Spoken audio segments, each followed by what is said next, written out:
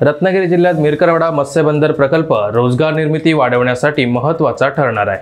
प्रकल्प पूर्ण झाल्यावर मासेमारीसाठी पायाभूत सोयीसुविधांचा विकास होऊन मत्स्य उत्पादन वाढणार आहे। मिरकरवाडा रत्नागिरी जिल्ह्याच्या विकासात मैलाचा डगर ठरणार आहे। या प्रकल्पाचे काम विहित कालावधीत गतीने पूर्ण करण्यात यावे असे निर्देश मत्स्य व्यवसाय बंदरे मंत्री नितेश राणे यांनी आज दिले आहेत। मंत्रालयात आयोजित बैठकीत मिरकरवाडा मत्स्यबंदर प्रकल्पाचा आढावा मंत्री राणे यांनी घेतला।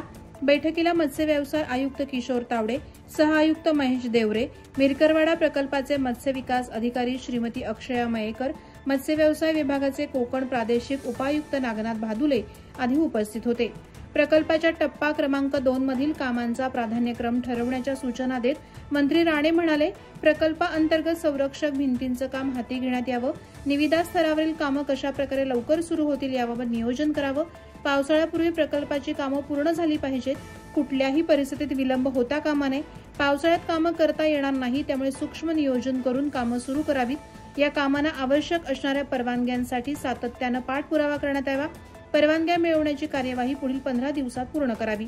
मिरकरवाडा मत्स्यबंदर प्रकल्पातील टप्पा 2 मधील पश्चिमेकडील लाटरोधक भिंतीची लांबी वाढवणं, उत्तरेकडे लाटरोधक भिंत बांधणं, नौकानयन मार्गातील गाळ काढणं, भराव आणि सपाटीकरण, लिलावगृह, जाळी विणण्यासाठी 2 शेड, सांडपाणी प्रक्रिया प्रकल्प उभारणं, मच्छीमारांसाठी 2 निवारा शेड बांधणं, पूर्वेकडील ब्रेक वॉटर निष्कासित करणं, अस्तित्वातील धक्का आणि जेटी दुरुस्ती आदी कामं प्रस्तावित आहेत।